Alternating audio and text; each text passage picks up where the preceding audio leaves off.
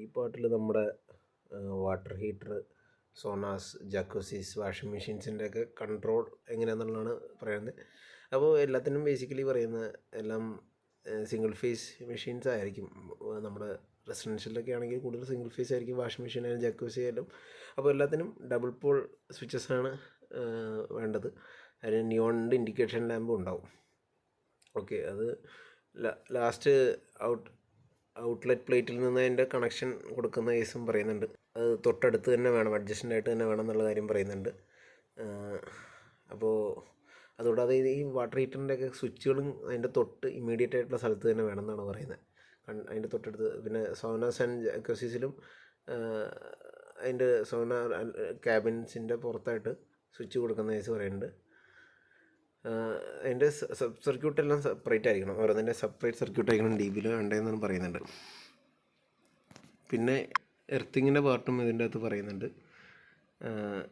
Integral earthing terminal adjustment phase and neutral ടെർമിനൽസും വേണം. അതായത് ഇതിന് എർത്തിങ് ടെർമിനലും എർത്തിങ് കൊടുക്കുന്ന കേസാണ് പറയുന്നത്. പിന്നെ അതിൻ്റെ RCCB അല്ലെങ്കിൽ LCBയുടെ കണക്ഷൻ കൊടുക്കേണ്ടത് 30 mA വഴിയുള്ള RCCB വഴിയാണ് ചെയ്യേണ്ടതെന്നും പറയുന്നുണ്ട്. ഓക്കെ, പിന്നെ വരുന്നത് കൺട്രോൾ ഓഫ് എയർ കണ്ടീഷനിങ് യൂണിറ്റിൻ്റെ കേസ് പറയുന്നത്. അപ്പോൾ വിൻഡോ ടൈപ്പ് എയർ കണ്ടീഷനിങ് യൂണിറ്റാണ് യൂസ് ചെയ്യണമെങ്കിൽ നമ്മുടെ പണ്ടത്തെ ടൈപ്പ് മോഡലാണ് ഈ വിൻഡോ ടൈപ്പ്. അത് പക്ഷേ ഇപ്പോൾ പുറത്ത് ഇപ്പോഴും ഉപയോഗിക്കുന്നുണ്ട്, ഇവിടെയും ഉപയോഗിക്കുന്നുണ്ട്, കേരളത്തിലും കണ്ടിട്ടുണ്ട്, പഴയ പല ബിൽഡിങ്ങിലും കണ്ടിട്ടുണ്ട്. പുതിയതായിട്ട് മിക്കവാറും നമ്മൾ സ്പ്ലിറ്റ് AC ആണ് യൂസ് ചെയ്യുന്നത്. അപ്പോൾ 1.5 kW വരെയുള്ള സാധനം നമുക്ക് കണക്ട് ചെയ്യാം. 15 amps സ്വിച്ച് സോക്കറ്റ് ഔട്ട്ലെറ്റാണ് യൂസ് ചെയ്യുന്നുണ്ട്. പിന്നെ ബാക്കിയുള്ള യൂണിറ്റ്സിനൊക്കെ ഡബിൾ പോൾ സ്വിച്ച് വേണം യൂസ് ചെയ്യാൻ എന്നുള്ളത് പറയുന്നുണ്ട്. അതിൻ്റെ തൊട്ടടുത്ത് തന്നെ നേരത്തെ നമ്മുടെ ഹീറ്ററിൻ്റെ കേസ് പറഞ്ഞതിൻ്റെ തൊട്ടടുത്ത് തന്നെ അത് അഡ്ജസ്റ്റ് ചെയ്യാം. ഫ്ലെക്സ് ഔട്ട്ലെറ്റ് എന്ന് പറയും, അത് തൊട്ടടുത്ത് തന്നെ കൊടുക്കണമെന്ന് പറയുന്നുണ്ട്. ഓക്കെ, അതിന് സെപ്പറേറ്റ് സർക്യൂട്ട് വേണം. അറിയാവുന്ന കാര്യങ്ങൾ തന്നെ അവർ എടുത്ത് പറയുന്നുള്ളൂ. നമ്മൾ ചെയ്യുന്ന കാര്യങ്ങൾ തന്നെയാണ് സൈറ്റിൽ. സെപ്പറേറ്റ് സർക്യൂട്ട് വേണം ഓരോന്നിനും. അപ്പോൾ ഒരു സിംഗിൾ ഫേസ് സപ്ലൈയിലേക്ക് കണക്ട് ചെയ്യുമ്പോൾ maximum 2 window type air condition യൂണിറ്റാണ് പെർമിറ്റ് ചെയ്തേക്കുന്നത്. 3 കൂടുതൽ ഇൻസ്റ്റാൾ ചെയ്യുമ്പോഴത്തേക്കും അത് നമ്മൾ 3 ഫേസിൽ ബാലൻസ് ചെയ്ത് കൊടുക്കാനുള്ള രീതിയിൽ വേണം കൊടുക്കാൻ എന്നാണ് പറയുന്നത്. അതായത് നമുക്ക് 3 ഫേസ് കണക്ഷനുള്ളപ്പോൾ ഒരു ഫേസിൽ ഇപ്പോൾ 2 AC ഉള്ളെങ്കിൽ അത് നമ്മൾ മാക്സിമം ബാലൻസ് ചെയ്ത് കൊടുക്കാൻ ശ്രമിക്കുക. ഒരു ഫേസിൽ മാക്സിമം 2 വെച്ച് കൊടുക്കുക, അങ്ങനെയാണ് പറയുന്നത്. പിന്നെ ബ്രേക്കറിൻ്റെ വയറിൻ്റെ സൈസ് മിനിമം 20 ആംപിയറും പിന്നെ വയറിൻ്റെ സൈസ് 4 mm² വയറാണ് പറയുന്നത്. പിന്നെ എക്സ്ട്രാ LV അപ്പാരറ്റസ്, നമ്മുടെ electric buzzers, bells, mirror light, shaver light, അങ്ങനെയുള്ള കാര്യം. പിന്നെ അണ്ടർ വാട്ടർ ഇൻസ്റ്റലേഷൻസ് ഒക്കെ ഇല്ലേ നമ്മുടെ സ്വിമ്മിംഗ് പൂൾ, അതൊക്കെയാണ് എക്സ്ട്രാ ലോ വോൾട്ടേജ് ആയിട്ട്. അപ്പോൾ ലോ വോൾട്ടേജ് എക്യുപ്മെൻറ്റ്സ്. അപ്പോൾ അതിലെല്ലാം നമ്മുടെ ഡബിൾ വൗണ്ട് സേഫ്റ്റി ഇൻസുലേഷൻ ഉള്ള ട്രാൻസ്ഫോമറാണ് യൂസ് ചെയ്യാൻ. അതിൻ്റെ അകത്ത് എന്ന് വെച്ചാൽ ചെറിയ ട്രാൻസ്ഫോമേഴ്സ് അതിൻ്റെ അകത്ത് യൂസ് ചെയ്യുമ്പോൾ അത് ഐസൊലേഷൻ ട്രാൻസ്ഫോമർ എന്നും പറയാം. അത് സെപ്പറേറ്റ് ആയിട്ട് മൗണ്ട് ചെയ്യുമോ അതിൻ്റെ അകത്ത് തന്നെ മൗണ്ട് ചെയ്യുള്ളതായിരിക്കണം. പിന്നെ അതിൻ്റെ ഇൻഗ്രസ് പ്രൊട്ടക്ഷൻ നമ്മൾ നോക്കണം, അതനുസരിച്ചുള്ള ഫിറ്റിങ്സ് വേണം നമ്മൾ യൂസ് ചെയ്യാൻ.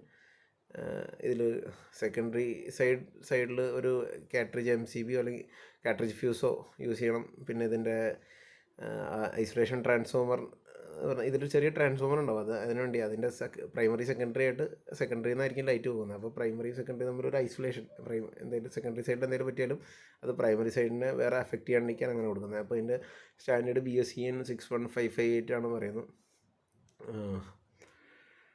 അപ്പോൾ അതാണ് ELVയുടെ സെഗ്രിഗേഷനാണ് നമ്മൾ ശരിക്കും ഐസൊലേഷൻ ട്രാൻസ്ഫോമർ കൊണ്ട് മീൻ ചെയ്യുന്നത്. രണ്ടും തമ്മിൽ സെപ്പറേറ്റ് ആക്കാനുള്ളൊരു ഇതും കൂടിയാണ് എൻ്റെ അകത്ത് മീൻ ചെയ്യുന്നത്. പിന്നെ വരുന്നത് ഹൈ വോൾട്ടേജ് ഡിസ്ചാർജ് ലൈറ്റുകളാണ്. അപ്പോൾ അതിൻ്റെ ബ്രിട്ടീഷ് സ്റ്റാൻഡേർഡ് പറയുന്നുണ്ട് 559 എന്ന് പറഞ്ഞ്. അതിൻ്റെ വോൾട്ടേജ് റേറ്റിംഗ് 5 kV വരെയാണ് മാക്സിമം. പിന്നെ അതിൽ നിയോൺ സൈൻസ് ഉണ്ടാവും. അത് നിയോൺ സൈൻസ് അങ്ങനെയുള്ള സാധനങ്ങളൊക്കെയാണ് ഈ ഹൈ വോൾട്ടേജ് ഡിസ്ചാർജ് തന്നെ. അതിൽ നേരത്തെ പ്രിയർ അപ്രൂവലിന് ശേഷം മാത്രമേ ഇൻസ്റ്റാൾ ചെയ്യാൻ പാടുള്ളൂ. ദുബായ് ഇലക്ട്രിക്കൽ ആൻഡ് വാട്ടർ അതോറിറ്റിയുടെ അപ്രൂവലിന് ശേഷം അത് നമ്മൾ ഇൻസ്റ്റാൾ ചെയ്യാൻ പാടുള്ളൂ. ഇലക്ട്രിക് മോട്ടേഴ്സ് ആൻഡ് സ്റ്റാർട്ടേഴ്സ് അതിനെ പറ്റി പറയുന്നുണ്ട്. അതിൻ്റെ സ്റ്റാൻഡേർഡ് BSEN 60204 ആണ്. അപ്പോൾ overload protection, short circuit protection, earth leakage protection മുതലായ പ്രൊട്ടക്ഷൻസാണ് മെയിൻലി മോട്ടോഴ്സിന് കൊടുക്കേണ്ടത്. പിന്നെ voltage fluctuation, low voltage, high voltage, UV under voltage, over voltage, UV, OV അതിനൊക്കെ പ്രൊട്ടക്ഷൻ വേണം. പിന്നെ അതുകൂടാതെ നമ്മുടെ സിംഗിൾ ഫേസിങ് പ്രിവെൻറ്റ് ചെയ്യാൻ വേണ്ടി ഏതെങ്കിലും ഫേസ് നഷ്ടപ്പെട്ടാൽ അതും നമ്മൾ പ്രിവെൻറ്റ് ചെയ്യാനുള്ള സാധനങ്ങൾ സിംഗിൾ ഫേസിങ് പ്രിവെൻറ്റേഴ്സൊക്കെ യൂസ് ചെയ്യണം. 0.37 കിലോവാട്ടിന് എക്സീഡ് ചെയ്യുന്ന എല്ലാത്തിനും ഈ പറഞ്ഞ പ്രൊട്ടക്ഷൻസ് ഇൻകോപ്പറേറ്റ് ചെയ്യുന്നൊരു കൺട്രോൾ എക്യുപ്മെൻറ്റ് വേണം കൊടുക്കാൻ എന്ന് പറയുന്നത്. അപ്പോൾ സിംഗിൾ ഫേസ് മോട്ടറാണ് മാക്സിമം അതിൻ്റെ റേറ്റിംഗ് 3.7 കിലോവാട്ട് വരെ, 3 ഫേസ് 110 കിലോവാട്ട് വരെയൊക്കെയാണ് മാക്സിമം അലോ ചെയ്തേക്കുന്നത്. അല്ലാത്തത് നമുക്ക് വയ്ക്കാം ഡിവൈഡ് അപ്രൂവൽ എടുത്തതിന് ശേഷം. ഇനി മൾട്ടിപ്പിൾ മോട്ടേഴ്സ് ഈ 110 മുകളിലുള്ളത് വരികയാണെങ്കിലും നമ്മൾ ഡിവൈയിൽ നിന്ന് നേരത്തെ ഇതിന് വേണ്ടിയുള്ള ബൾക്ക് സപ്ലൈ മൊത്തത്തിൽ എടുക്കാൻ വേണ്ടിയുള്ള അപ്രൂവൽസ് ഒക്കെ എടുക്കണം. ഈ സ്റ്റാർട്ടേഴ്സിൻ്റെ കേസ് അടുത്ത് പറയുന്നത് ഓവർലോഡ് റിലേയും തെർമൽ ട്രിപ്പ് റിലേയും ആംബിയൻ ടെമ്പറേച്ചർ മാറുന്നതനുസരിച്ചുള്ള ഓട്ടോമാറ്റിക് കോമ്പൻസേറ്റ് ചെയ്യുന്ന ടൈപ്പ് റിലേസ് വേണം. കാരണം റിലേസിൻ്റെ ടെമ്പറേച്ചർ ഡിപ്പെൻഡൻസിയും കൂടി ഉണ്ട് അതിൻ്റെ അകത്ത്. അപ്പോൾ ആ ഒരു സെറ്റിങ് ഈ പറഞ്ഞ ടെമ്പറേച്ചർ അനുസരിച്ച് അഡ്ജസ്റ്റ് ആവുന്ന രീതിയിലുള്ള റിലേസ് വേണം യൂസ് ചെയ്യാൻ പറയുന്നു. ഇനി നമ്മൾ സ്റ്റാർട്ടേഴ്സ് യൂസ് ചെയ്യുമ്പോൾ നമുക്ക് ഈ പറഞ്ഞ ഏതെങ്കിലും അല്ലെങ്കിൽ എല്ലാം ഉള്ളത് ഒരെണ്ണം ഉപയോഗിക്കണം എന്ന് പറഞ്ഞാൽ, അതായത് അഡ്ജസ്റ്റബിൾ ആയിട്ടുള്ള സ്പീഡ് ഡ്രൈവ് വേണം, പിന്നെ ഇൻ്റലിജൻ്റ് ആയിട്ടുള്ള കൺട്രോളേഴ്സ് വേണം, അതോ ഏതെങ്കിലും അപ്രൂവ്ഡ് ആയിട്ടുള്ള ഡിവൈസ് യൂസ് ചെയ്യണം. അപ്പം മോട്ടോഴ്സിൽ പ്രധാനമായിട്ടും നമ്മളൊരു ഐസൊലേറ്റർ ഉണ്ടാവും. ഐസൊലേറ്റർ നമ്മുടെ മോട്ടർ ഇൻസ്പെക്ട് ചെയ്യണം, മെയിൻ്റെനൻസ് ചെയ്യുന്ന ടൈമിലൊക്കെ ഐസൊലേറ്റ് ചെയ്യാൻ വേണ്ടിയുള്ളൊരു പാർട്ട് നമ്മൾ യൂസ് ചെയ്യണം. എല്ലാ ഫേസിൻ്റെയും സപ്ലൈ കട്ട് ഓഫ് ചെയ്യുന്ന രീതിയിൽ വേണം ഐസൊലേറ്റർ യൂസ് ചെയ്യാൻ. ഇപ്പോൾ 3 ഫേസിലും 3 പോൾ ഐസൊലേറ്റേഴ്സ് ആയി യൂസ് ചെയ്യണം. ന്യൂട്രലിനും കട്ട് ഓഫ് ആവുന്ന രീതിയിൽ ഐസൊലേറ്റർ യൂസ് ചെയ്യണം ന്യൂട്രൽ പോകുന്നുണ്ടെങ്കിൽ. അപ്പോൾ ഐസൊലേറ്റർ അത് ആ മോട്ടറിൻ്റെ സ്റ്റാർട്ടറിലോ അല്ലെങ്കിൽ അതിൻ്റെ തൊട്ടടുത്തായിട്ട് എവിടെയെങ്കിലും സെപ്പറേറ്റ് ആയിട്ടും വയ്ക്കാം. അതിൻ്റെ തൊട്ടടുത്ത് വേണമെന്നേ ഉള്ളൂ. പിന്നെ ഇതിൽ എമർജൻസി സ്റ്റോപ്പ് ബട്ടൺസും അല്ലെങ്കിൽ പുഷ് ബട്ടൺസും വേണം. അപ്പോൾ അതാണ് ഇവിടെ കാണിച്ചിരിക്കുന്നത്. പുഷ് ബട്ടൺ കാണിച്ചിട്ടുണ്ട് ഇവിടെ. അതിൻ്റെ അടുത്തൊരു ബസർ പോലെ കാണിച്ചിട്ടുണ്ട്. അപ്പോൾ അത് അവിടെ പ്രൊവൈഡ് ചെയ്യണ കേസാണ് പറയുന്നത്. When the motor starting gear is energized from an auxiliary circuit, the auxiliary circuit shall also be isolated during the inspection and maintenance. അപ്പോൾ ഈ നമ്മൾ മോട്ടറിൻ്റെ സ്റ്റാർട്ടിങ്ങിന് വേണ്ടി നമ്മൾ കുറച്ച് കൺട്രോൾ വയറിങ് ഇതൊക്കെ യൂസ് ചെയ്യും. അപ്പോൾ അതിൻ്റെ ഓക്സിലറി സർക്യൂട്ടുകളും ഐസൊലേറ്റ് ചെയ്യാനുള്ള പാർട്ട് MCB എന്താണെന്ന് വെച്ചാൽ അത് കൊടുത്തിരിക്കണം. അപ്പോൾ starters isolation and push button shall be clearly mark in Arabic and English. ഇപ്പോൾ അവിടെ അറബിക്കിലും ഇംഗ്ലീഷിലും അത് കൃത്യമായിട്ട് മാർക്ക് ചെയ്യണം, ഏത് മെഷീനെ കൺട്രോൾ ചെയ്യണം, അതിൻ്റെ ഫംഗ്ഷൻ ഏതാണെന്നുള്ളത്. അപ്പോൾ നമ്മൾ സ്റ്റാർട്ട് സ്റ്റോപ്പ് എന്ന് തന്നെ കൊടുക്കുക, ഓപ്പൺ ക്ലോസ്ഡ്. നമുക്ക് ഇലക്ട്രിക്കലി നമ്മൾ പറയും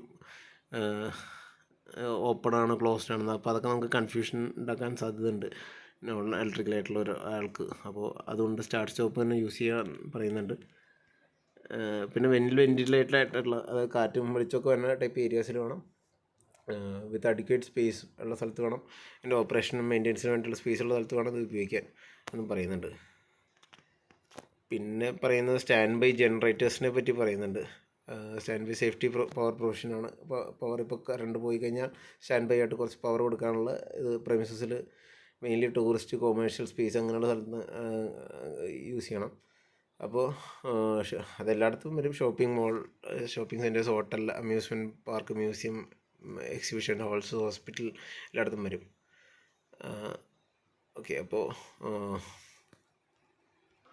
അപ്പോൾ നമുക്കത് അടുത്ത വീഡിയോയിലായിട്ട് കുറച്ചും കൂടി പറഞ്ഞ് കണ്ടിന്യൂ ചെയ്യാം. ഇത് ഫുള്ളി എല്ലാവർക്കും മനസ്സിലായെന്ന് വിചാരിക്കുന്നു.